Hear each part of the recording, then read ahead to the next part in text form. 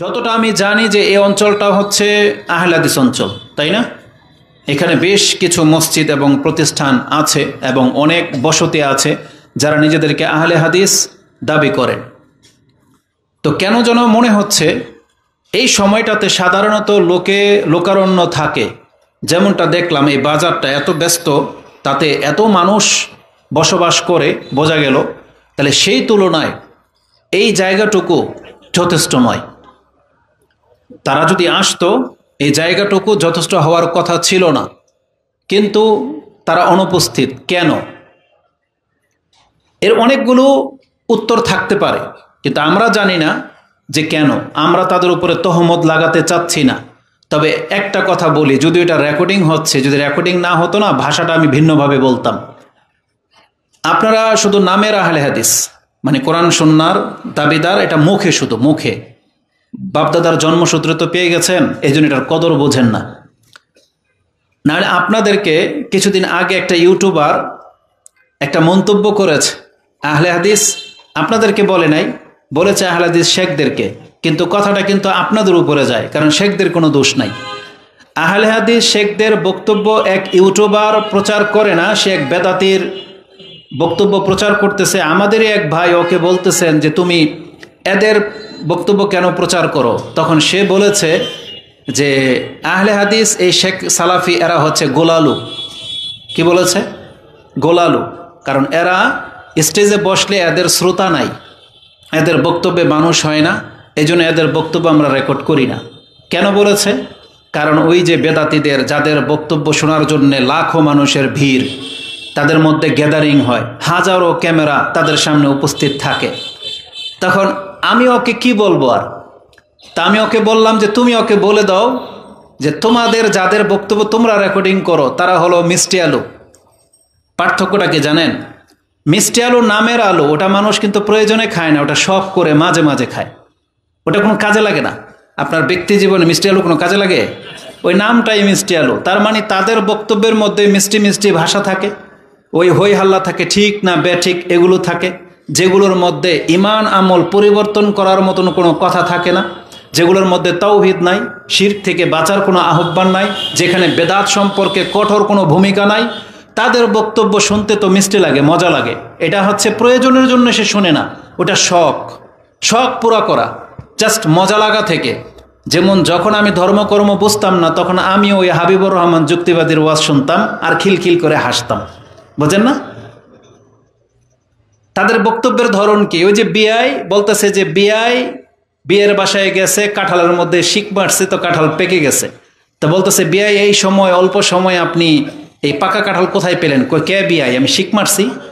তখন বিয়েই যখন বিয়ের বাসায় গেছে, তো সে শিখছে যে ফল শিক দিয়ে পাকাইতে হয়। তো ওই বিয়ের তরমুজের সিজন ছিল, একটা কাঁচা তরমুজ এনে আগের দিন রাতে শিক মেরে রেখে দিয়েছে। দিনের বেলা যখন বিয়ে আসছে, এখন তরমুজ তার পাকে না, পচা গন্ধ কয়। তা বলছে কি বিয়াই?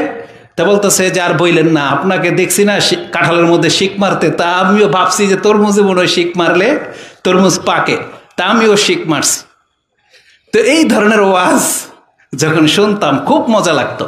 আর ওখানে রাতকে রাত আপনি পার করে দেন, আপনার কোনো ক্লান্তি আসবে না। যে তারা যে সুর সার দেয়, মাবুদ বলে দিয়ে এক মানে মাদ 10 মাদ পর্যন্ত টেনে দেয়, এগুলো হচ্ছে তাদের ওয়াজ। আমরা তাদের বিস্ময়কর বোধ করি যে যাদেরকে হাজারো মানুষ ফলো করে। আপনি একটা কথা জেনে নেন, হ্যাঁ হয়তো আমাদের ফলোয়ার কম, কিন্তু আলহামদুলিল্লাহ আমাদেরকে যারা ফলো করে ওর চরিত্র ঠিক হতে বাধ্য।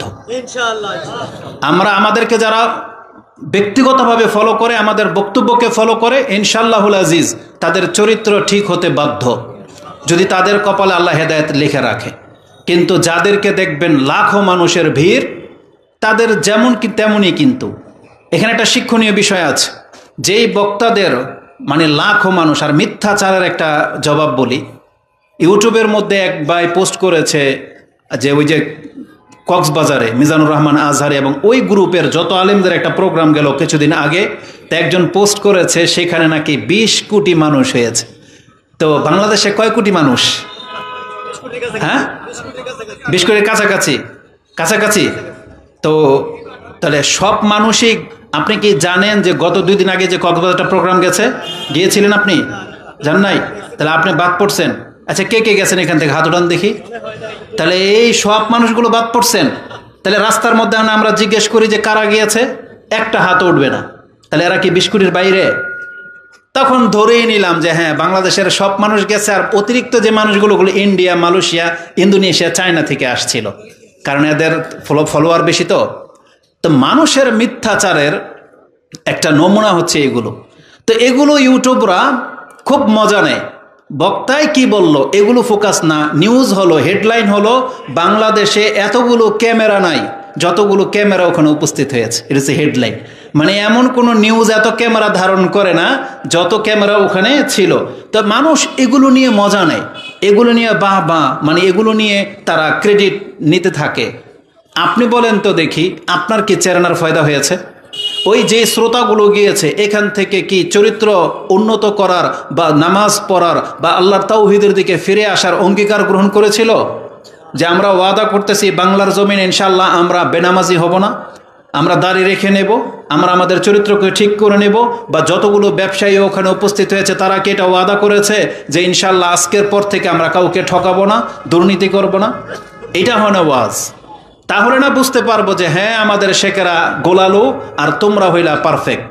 কিন্তু আলহামদুলিল্লাহ, আপনি খোঁজ নিয়ে দেখেন, কেবলমাত্র সালাফি আলেমদের বক্তব্যই বাংলাদেশের বিপ্লব এনেছে। সালাফি আলেমদের বক্তব্যের মাধ্যমে আলহামদুলিল্লাহ যুবকরা পরিবর্তন হচ্ছে। কারণ কোরআন হাদিসের মধ্যে সে তাসির আছে, ব্যক্তির চেহারার মধ্যে নাই। কিন্তু তারা ব্যক্তির চেহারাকে ফলো করে, তারা ব্যক্তির রূপ কণ্ঠকে ফলো করে। তারা বক্তব্যের ধরন বা শিক্ষণীয় কোনো বক্তব্য সেখান থেকে পাক বা না পাক, তারা ব্যক্তিকে ফলো করে। তো আমরা এরকম নই। এজন্য আমাদের মাহফিলগুলোতে যদি শ্রোতা একজন হয় আর বক্তা যদি একজন হয়, আমরা মনে করি এটা যদি কোরআন এবং হাদিসের কথা হয় তাহলে আল্লাহর কাছে আমরা সম্মানিত। যদিও বক্তা একজন, শ্রোতাও একজন, কারণ যারা আল্লাহর কথা বলে, আল্লাহর দিকে ডাকে, তারা হচ্ছে আল্লাহর কাছে সম্মানিত। এটার নজির আল্লাহ কোরআনে রেখে দিয়েছেন, যেটা আমরা প্রায় বক্তব্যে বলি। তার বাস্তব উদাহরণ হচ্ছে লোকমান আলাইহিস সালাম। তিনি তার সন্তানকে একাই উপদেশ দিচ্ছেন। বক্তা হচ্ছেন লোকমান আলাইহিস সালাম আর উপদেশ দিচ্ছেন তার ছেলেকে। আল্লাহ বলছেন ওহুয়া ইয়াইজুহু, তিনি তার সন্তানকে ওয়াজ করতেছেন, নসিহত করতেছেন। ইয়া বুনাইয়া লা তুশরিক বিল্লাহ ইন্না শিরকা লাযুলমুন আযীম। হে আমার বৎস, তুমি আল্লাহর সাথে শিরিক করবে না, এটা কিন্তু বড় অপরাধ, মহাজুলুম। তাহলে এই কথাগুলো আল্লাহর কাছে এত ভালো লেগেছেন যে আল্লাহ সুবহানাহু ওয়া তাআলা সেগুলোকে কোরআনের আয়াত করে রেখে দিয়েছেন। আর এটা হচ্ছে আমাদের দলিল যে আমাদের সংখ্যা দিয়ে আমরা বিচার করি না, আমরা বিচার করি ইখলাসের ভিত্তিতে, এবং আমরা বিচার করি কোরআন হাদিসের ভিত্তিতে। যে এই মাহফিলগুলোতে তারাই উপস্থিত হয় যারা মূলত কিছু শিখতে চায়। তারা তামসা দেখার জন্য এখানে উপস্থিত হয় না, কিন্তু ওই সমস্ত মাহফিলগুলোর মধ্যে তামসা দেখার জন্য মানুষ যায়। আর যদি এটা না হতো তাহলে তারা প্রমাণ করে দেখাক যে তাদের বক্তব্যের কারণে আজকে বাংলার সমস্ত যুবকরা তাওহীদবাদী হয়ে গেছে, সমস্ত যুবকরা এই সমস্ত উশৃঙ্খলা জীবন ছেড়ে দিয়ে কোরআন সুন্নাহকে ধরে নিয়েছে। প্রমাণ করে দেখাক, কিন্তু দেখাইতে পারবে না। সেই তুলনায় আলহামদুলিল্লাহ আমাদের শিক্ষকদের, সালাফি আলেমদের, শ্রোতাদেরকে জিজ্ঞেস করেন, তারা কোনো না কোনো সালাফি আলেমের নাম বলবে যে হ্যাঁ, আমরা উমুকের বক্তব্য শুনে আলহামদুলিল্লাহ পরিবর্তন নিয়ে এসেছি। তো এটা হচ্ছে কোরআন এবং সুন্নাহওয়ালাদের বৈশিষ্ট্য। এই জন্য সংখ্যা দিয়ে বিচার করতে হবে না, আর হীনতা নয়। তবে ওই যে লোকটা বলেছেন আমাদের শেখদেরকে, না, তাহলে শেখদের দিকে সেই কথাটা যাবে না, এটা আপনাদের দিকে যাবে, শ্রোতাদের দিকে যাবে, যারা আহলে হাদিসের নিজেদের দাবি করেন কিন্তু নিজেদের মাহফিলের মধ্যে উপস্থিত হন না, খুতবায় আসেন সবার শেষে, আপনারা আপনাদের আলেমদেরকে মূল্যায়ন করেন না, চেহারা বুঝে বুঝে বক্তব্যে বসেন। অথচ উচিত কি ছিল, এখানে ডক্টর ইমাম হোসাইন আলোচনা করেছেন, তারপরে আরও কেউ বসবেন, আমি আসছি, তারপরে আমাদের উস্তাদ শেখ সাইফুদ্দিন বেলাল ভাই বসবেন, তারপরে আমাদের আরেকজন শেখকে দেখলাম সেখানে, নামটা ভুলে গেলাম তো, না, মুক্তার সালাম তো চলে গেছেন। আপনাদের এখানে যিনি সভাপতিত্ব করবেন আজকে, আব্দুল্লাহ শাহেদ মাদানী হাফেজাহুল্লাহ, তাহলে তিনি আছেন। তাহলে আপনি নেবেন কার কাছ থেকে শিক্ষা পাওয়া যাবে, উপদেশ নেওয়া যাবে। তাদের বক্তব্য থেকে যদি কোনো ব্যক্তি শিক্ষা না নিতে পারে তাহলে উপদেশ আর কার বক্তব্য থেকে নেবেন? যেহেতু তারা মদিনা থেকে পিএইচডি করা, তারা বলে কোরআন এবং হাদিসের রেফারেন্স ভিত্তিক কথা, যেগুলোর মধ্যে কোনো আলফাল নাই। কিন্তু যেই বক্তাদের বক্তব্যের মধ্যে লাখো মানুষের উপস্থিতি হয়, তারা অনেক সময় জাল বানোয়াট কথাবার্তাও বলে। তারা হিতাহিত, তাদের তমিজ নাই। খাদিজা রাদিয়াল্লাহু তাআলা আনহার কবরের পাশে রাসূল সাল্লাল্লাহু আলাইহি ওয়াসাল্লাম দাঁড়ানো, আর রাসূলকে বলা হচ্ছে যে আপনি চলে যান। রাসূল বলতেছেন আবু বকর তুমি চলে যাও। খাদিজাকে এখন প্রশ্ন করা হবে, আমাকে উত্তর দিতে হবে। আল্লাহ নাকি তাকে ওহী করলেন, মুহাম্মদ আপনি চলে যান, খাদিজা যদি আটকে যায় আমি আল্লাহ প্রশ্ন উত্তর দিয়ে দিব। এই বক্তারা এই কথা তাদের বক্তব্যে বলে, তাহলে তার তামিজই নাই কোনটা বলা যাবে কোনটা বলা যাবে না। তাহলে তাদের বক্তব্যে যদি লাখ হোক কেন পুরা বাংলার মানুষ ঝুঁকে যায়, তাতে আমাদের কিছু যায় আসে না। আমাদের কথা হলো কোরআন হাদিস ভিত্তিক কথা হলে তার বক্তব্যে যত অল্প হোক সেই ব্যক্তির কোনো দোষ নাই, আমাদের আলেমদের কোনো দোষ নাই। কারণ তারা প্রচেষ্টা করতে গিয়ে কম প্রচেষ্টা করে না, তারা মানুষকে তেলমারা কথা বলে না, এবং যে কথাগুলো শুনতে শ্রুতিমধুর হয়, যে কথা শুনলে নিজের দিকে একটা ইটাও আসবে না, তারা ওই ধরনের কথা বেছে বেছে বলে না। তারা যেটা হক সেটা বলে, চাই দুনিয়ার অনুকূলে চলে যাক, তারপরেও তারা এগুলোর ক্ষেত্রে কোনো দ্বিধা করে না। এই পর্যায়ে তারা শিরিক এবং বিদআতের দাওয়াত দিয়ে যাচ্ছেন এই বাংলার জমিনে, কিন্তু আপনারা তাদেরকে মূল্যায়ন করেন না। তাহলে এই গোলালোটা তারা না, গোলালোটা হচ্ছে আমাদের শ্রোতাগুলা, যারা ব্যক্তি বোঝে না যে কার কাছ থেকে দিন নিতে হবে। তারা ওই যে ফেমাস হওয়া জিনিসকে খোঁজে। আরে ফেমাস হওয়া তো তাহেরির কম ফেমাস না, ওই মমতাজ যে ছিল সেও কম ফেমাস না। বক্তব্যের ব্যক্তিত্বের কথা যদি বলি তাহলে আমাদের দেশের যিনি প্রধানমন্ত্রী ছিলেন তার বক্তব্য তো লাখো মানুষ হইতো, তাই না? এখন বর্তমানে যারা ক্ষমতায় আসতে যাইবে, বিএনপির চেয়ারপারসনকে বসিয়ে দেন, তার চেহারা দেখতেই এসে যাবে 5, 6, 10 লাখ মানুষ। তাহলে এটা কি হকের দলিল নাকি? এই জন্য মানুষ বেশি হইলেই হক হয় না, এই জন্য জ্ঞানীদেরকে মূল্যায়ন করার চেষ্টা করেন। লজ্জা লাগবে না যখন আপনাদের এত বড় বড় শেখদেরকে ইনভাইট করে আনছেন আর আপনাদের ফিল্ড খালি, আপনাদের লজ্জা লাগবে না? তাহলে এই অঞ্চলের মানুষের কি কোনো মানে হিতাহিত জ্ঞান নাই? তাহলে উচিত হলো মূল্যায়ন করা, কিন্তু এই জাতির এই কমন সেন্সটাই হয়নি এখন পর্যন্ত যে কাদের বক্তব্যের মধ্যে উপস্থিত হতে হবে, উপদেশ নিতে হবে। এটা আমাদের ব্যর্থতা না, কারণ আমাদেরকে যখন বলা হয় আমরা যথেষ্ট স্টাডি করার চেষ্টা করি এবং কোন কথাটা উপযুক্ত সেটাই জাতির কাছে বলার চেষ্টা করি। এই যে বলা হয়েছে যেহেতু প্রতিদিন বক্তব্য আছে, একদিনের মধ্যে বক্তব্য রেডি করা যে কোন কথাগুলোকে আপনাদের কাছে বলতে হবে, এটা নিয়ে আমাদের 24 ঘন্টা পার হয়ে চলে গেছে, অথচ বক্তব্যের সময় মাত্র 1 ঘন্টা। 24 ঘন্টা এটার পেছনে লাগিয়ে দিয়েছি, কিন্তু তারপরও যদি ব্যক্তির চেহারা দেখে মাপা হয়, বিচার করা হয়, তো এটা হীনতা ছাড়া তো আর কিছু না। এই জন্য আমরা বলবো আমাদের শ্রোতাদেরকে না, চরিত্র চেঞ্জ করার চেষ্টা করেন। এমন এই প্যান্ডেল করা হয়েছে বা এই ওয়াজের ব্যবস্থা করা হয়েছে, এটা কি প্রতিদিন হয় নাকি বছরে একবার? তার বছরে একবার মাত্র কয়েক ঘন্টার জন্য, তা সেই বিষয়টাকে যদি মূল্যায়ন করতে না পারেন তাহলে এই অঞ্চলের মানুষের কি পরিচয় দিল? তারা কি পরিচয় দিল? আমি বলি আমার কাছে তারা অজ্ঞ। তারা আহলে হাদিস কেন আরো বড় লাকাব নিয়ে আসলেও আমাদের কাছে কোনো পাত্তা পাবে না। কারণ কোরআনে আল্লাহ সুবহানাহু ওয়া তাআলা বলে দিয়েছেন কোন জাতি কি জ্ঞানী কিনা, তারা কি হেদায়েত চায় কিনা, এটা কিভাবে বুঝবা? কোরআনের একটা আয়াতের মূলনীতি আল্লাহ সুবহানাহু ওয়া তাআলা সূরা জুমার 39 নম্বর সূরার 17 এবং 18 নম্বর আয়াতে আল্লাহ বলেছেন ফাবাশশির ইবাদ, আমার বান্দাদেরকে সুসংবাদ দিয়ে দিন। তারা কারা? আল্লাযীনা ইয়াস্তামিউনাল কাওলা ফায়াত্তাবিউনা আহসানা, যারা কথা মনোযোগ সহকারে শোনে এবং ভালো হলে, উত্তম হলে সে ভালো কথাটাকে মেনে চলে। উলাইকাল্লাযীনা হাদাহুমুল্লাহ ওয়া উলাইকা হুম উলুল আলবাব। আল্লাহ বলেছেন এরাই হলো হেদায়েত প্রাপ্ত আর এরাই হলো জ্ঞানী বিচক্ষণ লোক। তার মানে দুইটা কাজ, এক কথা শুনতে হবে, কথা ভালো হলে মানতে হবে। এই দুইটা গুণ যাদের মধ্যে আছে আল্লাহ বলেছেন এরা হলো হেদায়েত প্রাপ্ত আর এরা হলো জ্ঞানী। এখন আমি যখন দেখব, শ্রোতা যখন বক্তা যখন দেখবে ওই লোকগুলা আসেই নাই, তখন আমরা কি মনে করব? তার মানে এই অঞ্চলের মানুষগুলো হেদায়েত চায় না, এই অঞ্চলের মানুষগুলো বিচক্ষণ না, এরা জ্ঞানী না, উলুল আলবাব না। তার মানে এরা অজ্ঞই থেকে যেতে চাচ্ছে। কারণ যদি অজ্ঞতা দূর করতে হয় তাহলে আপনাকে শুনতে হবে, 3টা জিনিসকে কাজে লাগাতে হবে। আপনার দৃষ্টিশক্তি, আপনার শ্রবণ শক্তি, না হলে আপনার জবান। আপনাকে কোরআন পড়তে হবে, না হলে কোরআন শুনতে হবে। এখন আপনি কোনোটাই করেন না, তাহলে আপনি হেদায়েত পাবেন কিভাবে? এই জন্য মোটেও কাম্য নয় এই ধরনের আচরণ এই এলাকাবাসীর। এই জন্য যখনই এই ধরনের আয়োজন হবে খুতবাতে খুব কড়া ভাষায় তাদেরকে বলে দিতে হবে যে অন্তত তারা যেন নিজেদের এলাকার সম্মানকে না ক্ষুণ্ণ করে। কারণ এটা হচ্ছে এলাকার সম্মান নষ্ট করা। অমুক অমুক জায়গায় তারা এই বক্তারা কিন্তু গিয়ে অন্য এলাকায় গিয়ে এটাকে আবার এক্সাম্পল হিসেবে তুলে ধরে যে অমুক অঞ্চলে কাজীবাড়ির এক অনুষ্ঠানে গিয়েছিলাম, সুবহানাল্লাহ, মানুষ পাড়া দেওয়ার মতো জায়গা ছিল না, তারা এতটা আগ্রহ দেখায়, এগুলো গিয়ে বলবে। কিন্তু যখন মাঠ খালি থাকবে তখন এটাও কিন্তু এক্সাম্পলে একবারে আপনার এলাকার নাম সহ উল্লেখ করবে। তো এটাকে মাথায় রাখবেন। তা আমি মনে করি যাদের কান পর্যন্ত কথা যাচ্ছে, আমাদের শেখ আসার আগে অবশ্যই তাদেরকে বলবো আমরা এখানে উপস্থিত হন। আরেকটা ব্যাপার হলো, একটু আগে যিনি কালেকশন করছিলেন, এটা কিন্তু তার নিজের জন্য কালেকশন করছিলেন না, এটা কিন্তু এই মাদ্রাসার জন্য, এই প্যান্ডেলের জন্য, এই যাদের যা খরচ হয়েছে সেই জন্য কিন্তু কালেকশন করতে চেয়েছিলেন।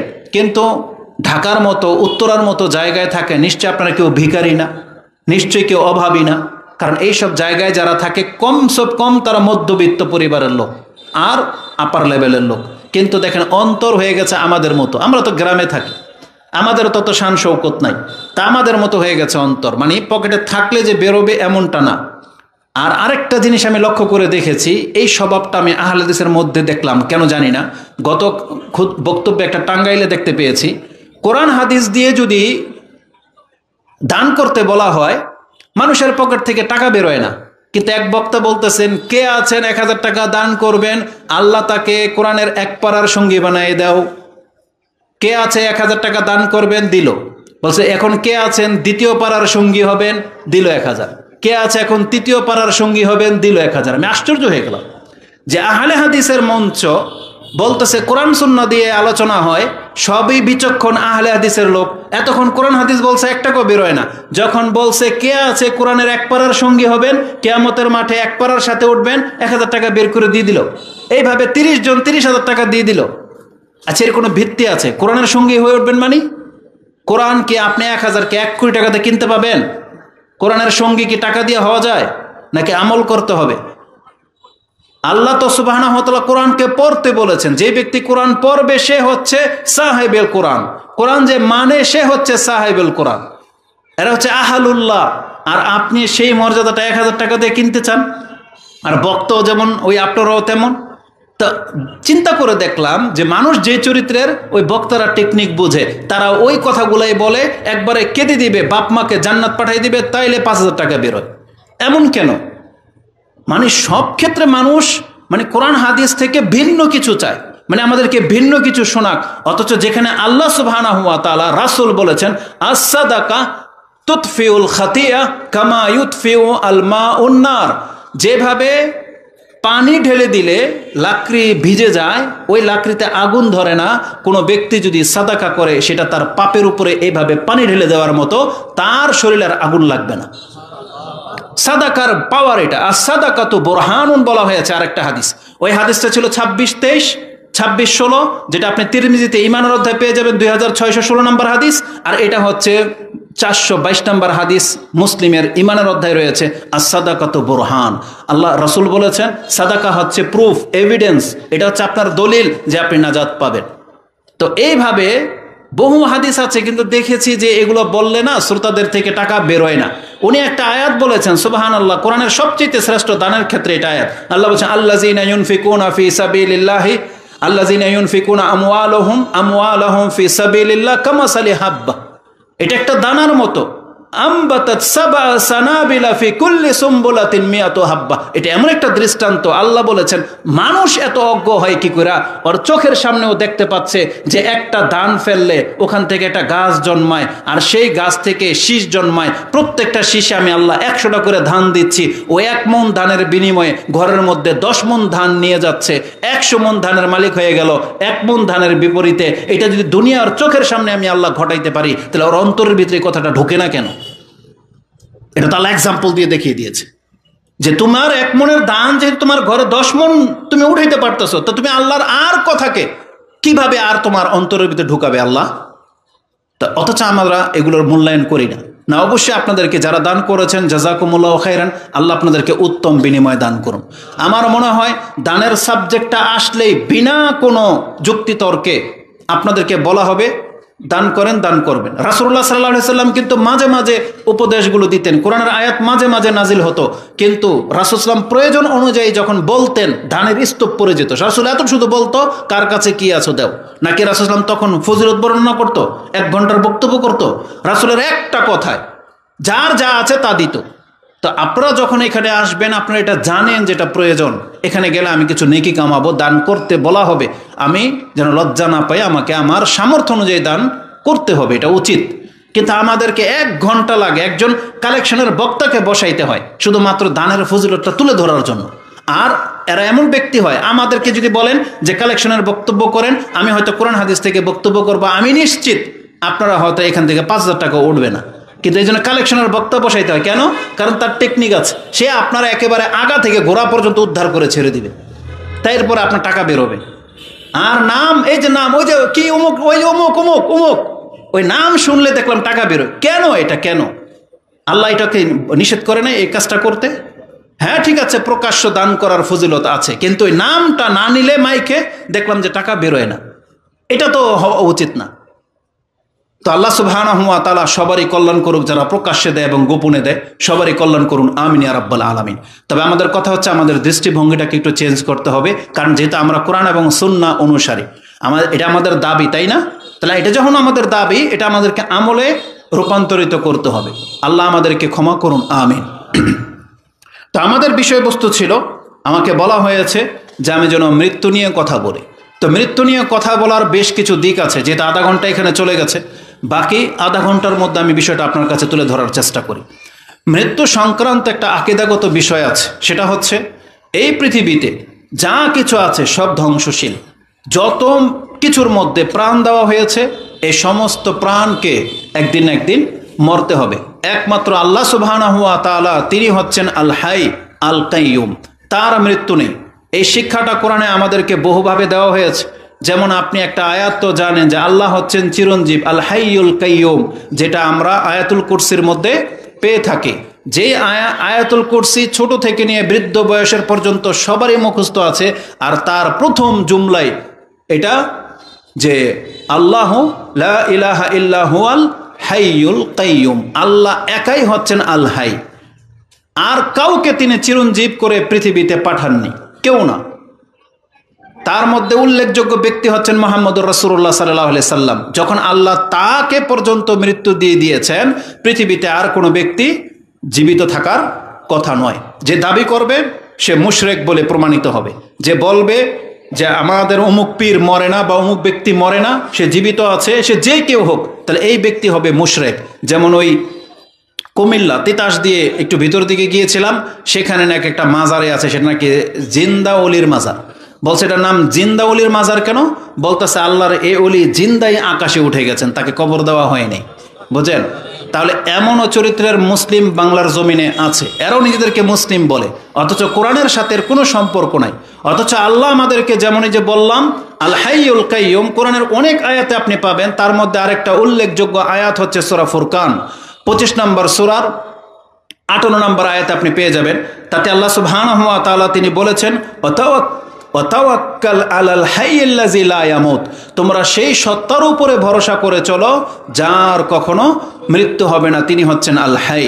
তাহলে আল্লাহ আমাদেরকে কোরআনে শিক্ষা দিয়েছেন যে আল্লাহ ছাড়া বাকি সব কিছুরই মৃত্যু রয়েছে। যেমনটা আল্লাহ বলেছেন কুল্লু মান আলাইহা ফান, এই পৃথিবীর মধ্যে যাকে প্রাণ দিয়ে পাঠানো হয়েছে তাকেই মৃত্যু বরণ করতে হবে।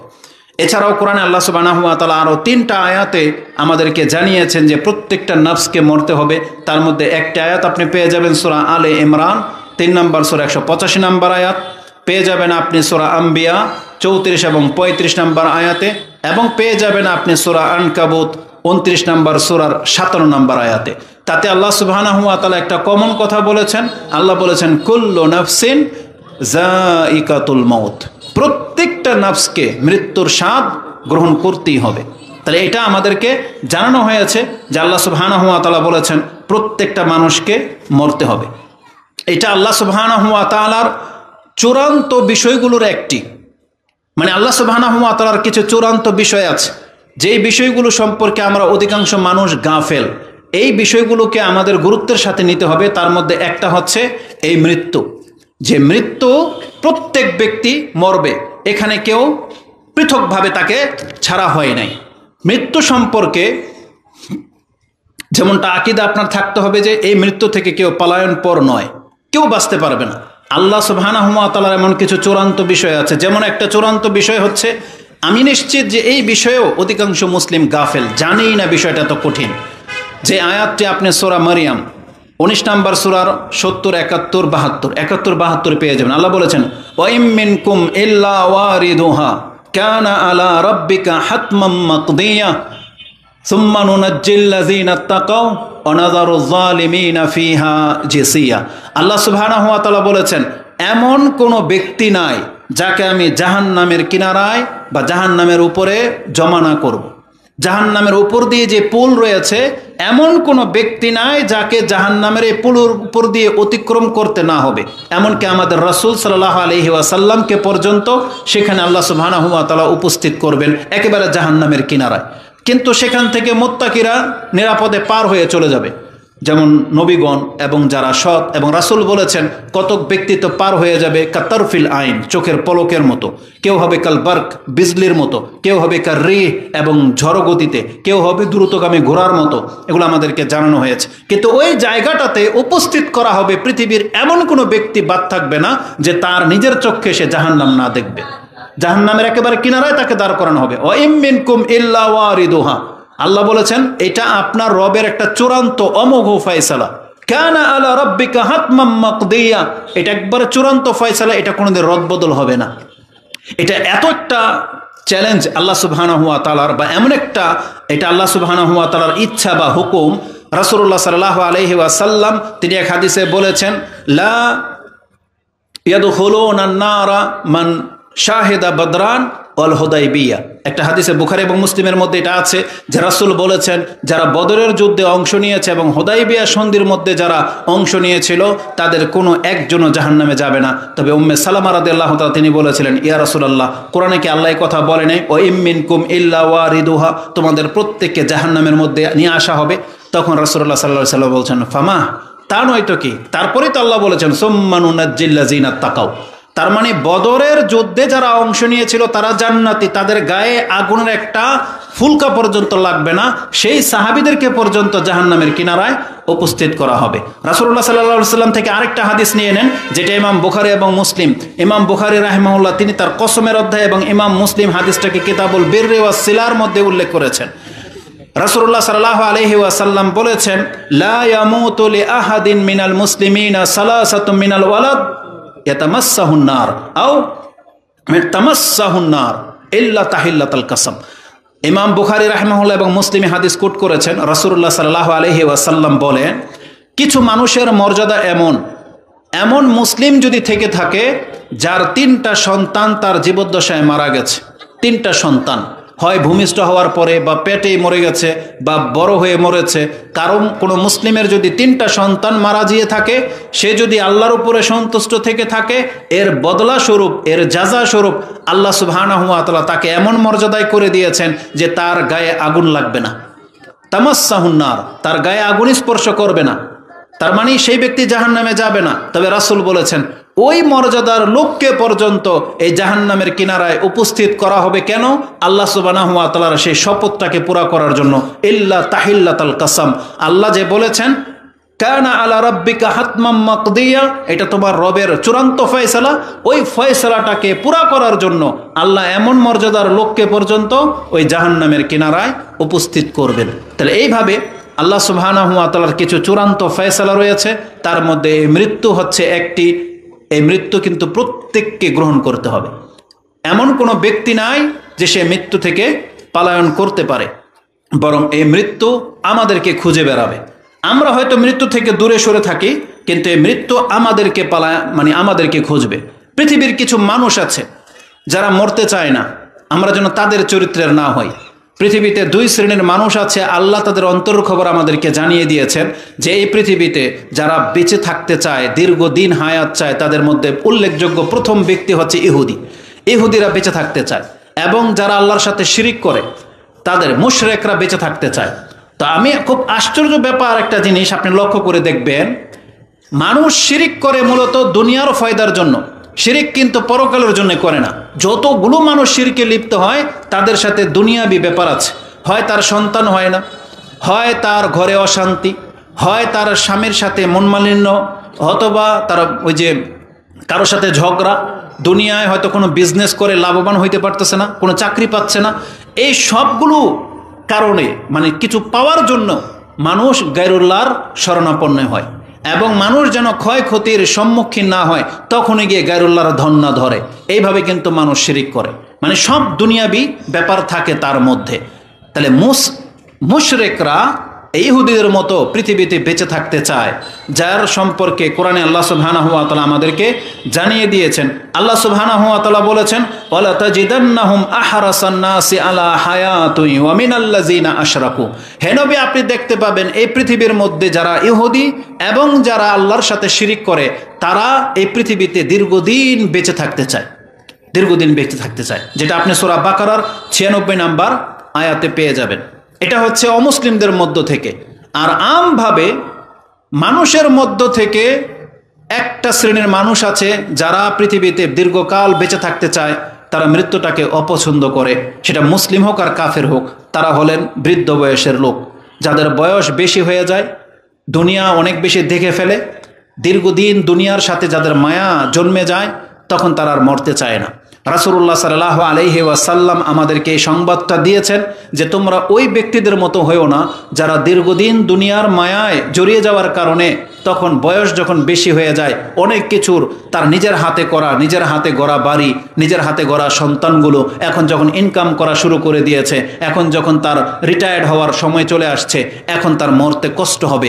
যখন তিনি তার এত প্রপার্টি দেখবে, তার এত শান শৌকত দেখবে, বিশেষ করে যারা অবৈধভাবে সম্পত্তি অর্জন করে, তারা কিন্তু দেখতে মরতে তাদের কলিজা ফেটে যাবে।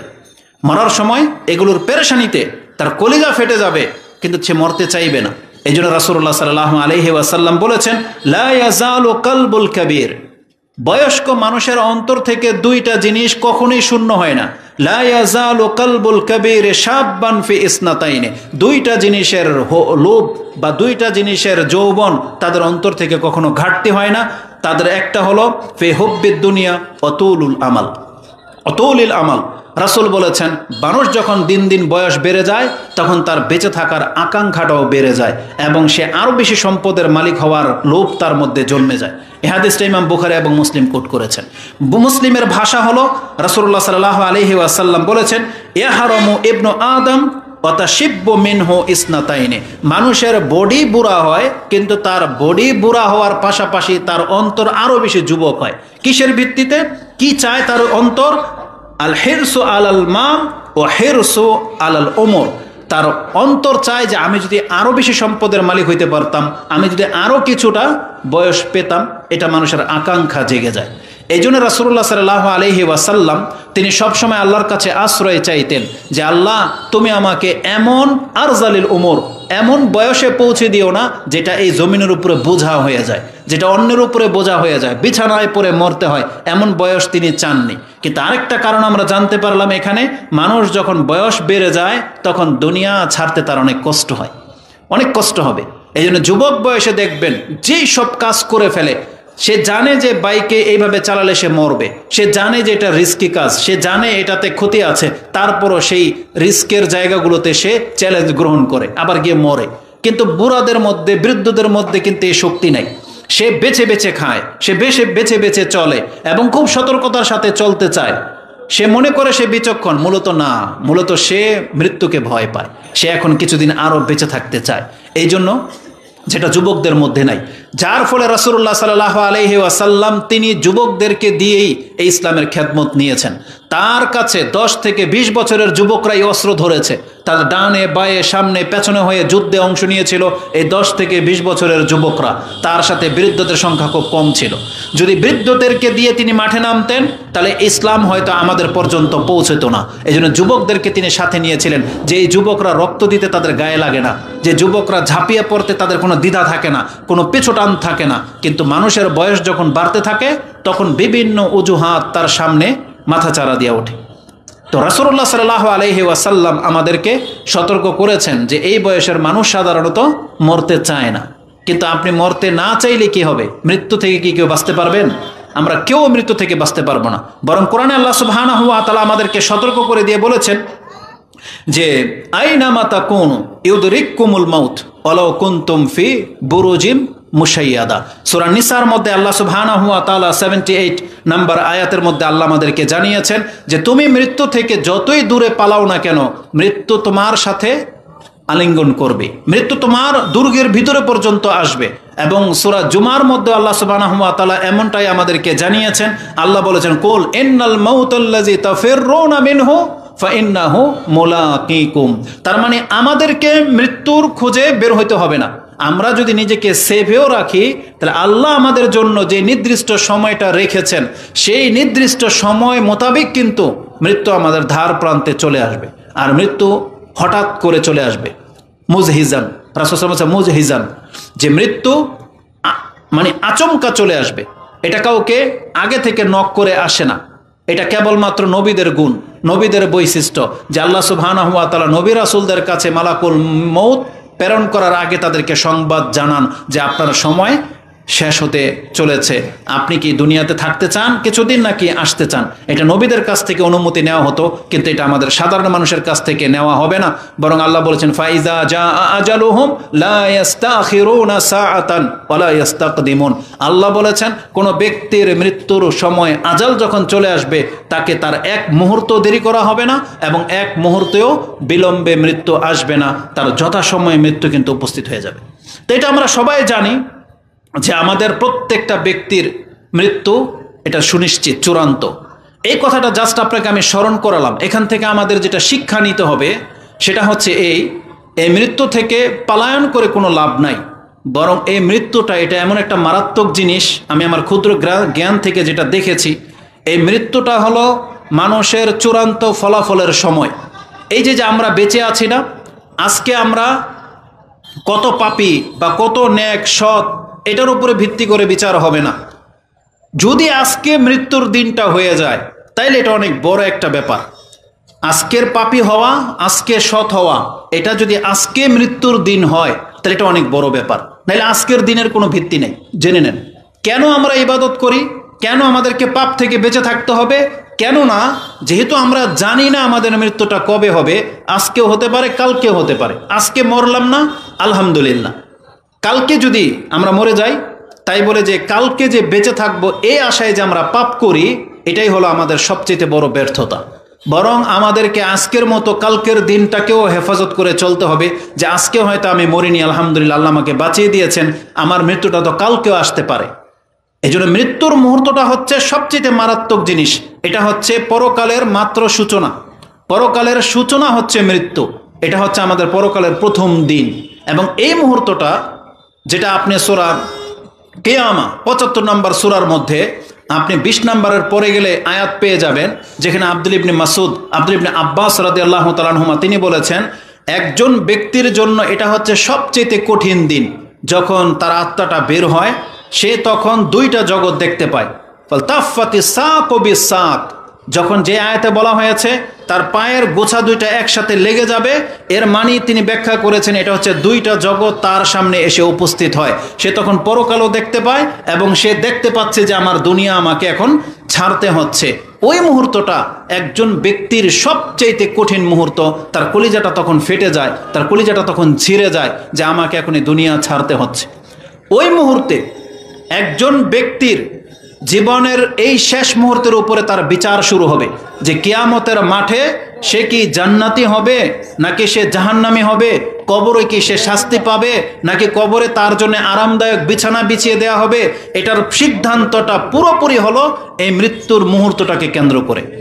এটা এত একটা গুরুত্বপূর্ণ কথা, আমি হয়তো আপনাকে বোঝাতে ব্যর্থ হব বা আমি হয়তো বোঝাইতে পারবো না যে আমার অন্তরের ভিতরে সেটা কিভাবে এটা কাজ করে। নাহলে আপনি ইমাম বুখারী রাহিমাহুল্লাহর সে হাদিসটা পড়ে দেখেন, যেটা তিনি কিতাবুল কদরের মধ্যে উল্লেখ করেছেন, যে রাসূলুল্লাহ সাল্লাল্লাহু আলাইহি ওয়াসাল্লাম বলেছেন, ইন্নাল আবদা লা ইয়ামালু আমালা আহলিন নার ওয়া ইন্নাহু মিন আহলিল জান্নাহ ওয়া ইয়ামালু আমালা আহলিল জান্নাহ ওয়া ইন্নাহু মিন আহলিন নার ওয়া ইন্নামাল আমালু বিল খাওয়াতিম। ইমাম বুখারী রাহিমাহুল্লাহ তিনি তার 6607 নম্বরে এই হাদিসটা এনেছেন, যে একজন ব্যক্তি সে জাহান্নামের কাজেই লিপ্ত ছিল কিন্তু লোকটা জান্নাতি। আবার এর উল্টা, সে জান্নাতের কাজেই লিপ্ত কিন্তু লোকটা জাহান্নামী। এটা কিভাবে নির্ণয় হবে? ওয়াইন্নামাল আমালু বিল খাওয়াতিম, সর্বশেষ তাকে যে অবস্থায় তার আত্মাটা গ্রহণ করা হবে এটাই হবে তার বিচারের জন্য চূড়ান্ত ফলাফলের রেজাল্ট। এই সময় যদি সে মুসলিম থেকে থাকে, এই সময় যদি সে তাওহীদবাদী হয়ে থাকে, এই সময় যদি তার উপরে যেইগুলো ফরজ ছিল সেগুলো যদি ফুলফিল সে করে থাকে, ওর পর যদি মৃত্যুটা আসে তাহলে এই ব্যক্তি হচ্ছে সৌভাগ্যবান ব্যক্তি। তার 60 বছরের পাপ না কি আছে, ওই পাপ তাকে কোনো ক্ষতি করতে পারবে না যদি মৃত্যুর সময় সে আল্লাহর প্রতি পুরা আস্থাশীল হয়। মৃত্যুর সময় যদি সে তার ফরজ কাজগুলো ঠিক করে থাকে, তাহলে বিগত 60 বছরে সে হয়তো নামাজি ছিল না বা কোনো একটা পাপের মধ্যে ছিল, কিন্তু সে তওবা করে এসেছে, মাত্র একদিন হয়েছে, এই একদিনের আমল তার 60 বছরের পাপকে খেয়ে ফেলবে। কারণ আল্লাহ সুবহানাহু ওয়া তাআলা কোরআনে বলেছেন, ইন্নাল হাসানাতি ইউযহিবুনাস সাইয়্যাত যালিকা যিকরা লিয-যাকিরিন, যেটা আপনি সূরা হুদ 11 নম্বর সূরার 114 নম্বর আয়াতে পেয়ে যাবেন, যে নিশ্চয়ই ভালো তার মন্দটাকে মিটিয়ে দেয়। আর তওবা এটা এমন একটা জিনিস, আল্লাহর পথে ফিরে আসা, এটার এতটা ক্ষমতা, যদি কেউ এক মুহূর্ত সময় পায়, আমি তো একদিন বলেছি অনেক বড় ব্যাপার, যদি এক মুহূর্ত সময় পায়, সে জানতো না যে কখন মরে যাবে, সে তওবা করে নিল, আর কিছুক্ষণ পরেই যদি মালাকুল মউত তার কাছে উপস্থিত হয়ে যায়, তাহলে এই ব্যক্তির এই তওবা তার জীবনের সমস্ত পাপকে খেয়ে ফেলবে। এটা অনেক বড় একটা ব্যাপার। এই জন্য যেহেতু আমরা এটা কেউ জানি না, আমাদের অবস্থা যেন আবার চালাকি করতে গিয়ে ফেরাউনের মতো না হয়। ফেরাউনও চালাকি করেছিল, তার অন্তরে ঈমান ছিল, কিন্তু সেই ব্যক্তি ঈমানটা প্রকাশ করেছে এমন সময় যখন তার টাইম পাস হয়ে গেছে। কোরআনের মধ্যে সেই কথাটা উল্লেখ আছে, ফেরাউনের মতন তওবা হয়তো আমরাও করতে পারি না, এই বাক্য হয়তো আমরাও আমাদেরকে না শিখালে বলতে পারবো না। এত চমৎকার ভাষায় ফেরাউন তওবা করেছিল, যেটা আল্লাহ সুবহানাহু ওয়া তাআলা কোরআনের মধ্যে সূরা ইউনূস 10 নম্বর সূরা 90-91 নম্বর আয়াতে আপনি পেয়ে যাবেন। আল্লাহ বলছেন, হাত্তা ইজা আদরাকাহুল গারাক, যখন সে ফেরাউন ডুবতেছিল তখন সে বলে উঠেছিল, কালা আমানতু আন্নাহু লা ইলাহা ইল্লাল্লাযী আমানাত বিহি বানু ইসরাঈল ওয়া আনা মিনাল মুসলিমিন। সে বলেছিল আমি মুসলিমদের একজন, কিন্তু আল্লাহ সুবহানাহু ওয়া তাআলা তার কাছ থেকে তওবার গ্রহণ করেনি। আল্লাহ বরং বলেছেন, আল-আন ওয়াকাদ আসাইতা মিন ক্বাবলু ওয়া কুনতা মিনাল মুফসিদিন, একটু আগেই তো তুমি বিরুদ্ধাচরণকারী ছিলা এবং তুমি ছিলা ফাসাদকারী। আর একটু আগেই যদি সে সমুদ্রে নামার আগেই যদি তওবাটা করে নিত, ও কিন্তু জিতে যাওয়া ব্যক্তির অন্তর্ভুক্ত হয়ে যায়। এজন্য আমাদের অবস্থা যেন এমন না হয় যে আমরাও হয়তো লা ইলাহা ইল্লাল্লাহ বলবো বা তওবা করব, কিন্তু মালাকুল মউত দেখে নেওয়ার পর আল্লাহ সুবহানাহু ওয়া তাআলা কোরআনের মধ্যে স্পষ্ট ভাষায় বলে দিয়েছেন, যে আয়াতটা আপনি সূরা আনআম 6 নম্বর সূরার 158 নম্বর আয়াতে পেয়ে যাবেন। আল্লাহ বলেছেন, ইয়াউমা ইয়াতি বাদু আয়াতি রাব্বিক লা ইয়ানফাউ নাফসান ঈমানুহা লাম তাকুন আমানাত মিন ক্বাবলু আও কাসাবাত ফি ঈমানিহা খায়রা। যদি কোনো ব্যক্তি ঈমান না এনে থাকো, তাহলে মালাকুল মউত দেখে ফেলার পরে ঈমান আনলে কাজ হবে না। আর যারা ঈমান নিয়ে বসে আছো, 5 ওয়াক্ত সালাত আদায় করতেছো না, হারাম ছাড়তেছো না, তাহলে তুমি মালাকুল মউত দেখে নেওয়ার পরে যতই বলেন না কেন যে রাব্বি লাউলা আখারতানি ইলা আজালিন কারিব লা আসাদদাকা ওয়া আকুম মিনাস সালিহিন, আল্লাহ বলবেন এখন আর কাজ হবে না। ওয়ালা ইউআখিরুল্লাহু নাফসান ইযা জাআ আজালুহা। তা আমাদের শেষ চলে আসছে, এটাই আমার সংক্ষিপ্ত মেসেজ ছিল। যদিও অনেকগুলো বিষয় ছিল, আমি শুধু আপনাকে এটা স্মরণ করিয়ে দিতে চাচ্ছি। দেখেন, মৃত্যুটা কিন্তু এটা চূড়ান্ত ফয়সালার দিন।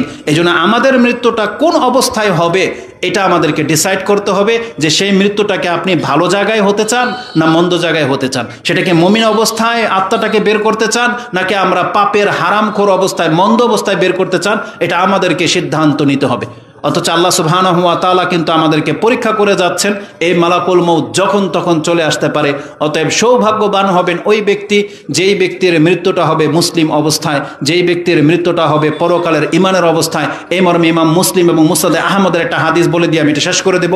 কোরআনে আল্লাহ সুবহানাহু ওয়া তাআলা বলেছেন যে, ইয়া আইয়ুহাল্লাযীনা আমানুত্তাকুল্লাহা হাক্কা তুকাতিহি ওয়া লা তামুতুন্না ইল্লা ওয়া আনতুম মুসলিমুন। দেখো, মরবে তো সবাই, অন্তত তুমি কিন্তু মুসলিম না হয়ে কিন্তু মরো না। এটা আমাদেরকে আল্লাহ বলে দিয়েছেন। আর কিভাবে আপনি জাহান্নাম থেকে বাঁচবেন, যেটা সূরা আলে ইমরান 185 নম্বর আয়াতে আল্লাহ বলেছেন, ফামান যুহজিহা আনিন নারি ওয়া উদখিলাল জান্নাতা ফাকাদ ফাজ। কে এই ব্যক্তি? রাসূল বলেছেন, মান আহাব্বা আইয়ুজাহজাহা আনিন নারি ওয়া উদখিলাল জান্নাহ ফালতুদরিকুহু মানিয়াতুহু ওয়া হুয়া ইউমিনু বিল্লাহি ওয়াল ইয়াউমিল আখির ওয়া ইয়াতি ইলান নাস মা ইউহিব্বু আইয়ুতা ইলাই। রাসূল বলেছেন, যেই ব্যক্তি চায় যে তাকে জাহান্নাম থেকে দূরে রাখা হোক, বিনা শাস্তি যে সে জান্নাতে প্রবেশ করে যাক, এটা যে পছন্দ করে, তাহলে সে যেন সবসময় তার অন্তরটাকে আল্লাহ এবং পরকালের বিশ্বাসী হয়ে রাখে। আল্লাহ এবং পরকালের বিশ্বাসী যেন হয়ে থাকে, সে কোনো অবস্থাতে যেন কোনো নাস্তিকতা যেন তার অন্তরে বাসা না বাঁধে। আজকে পুরো পৃথিবীর মধ্যে নাস্তিকতা আমাদের যুবকদের দিকে যেভাবে ছেয়ে যাচ্ছে, তারা এমনভাবে ইহুদি নাসারাদের কর্মে লিপ্ত, সে ভুলেই গেছে যে আমি মুসলিম। না, এমনটা হলে চলবে না।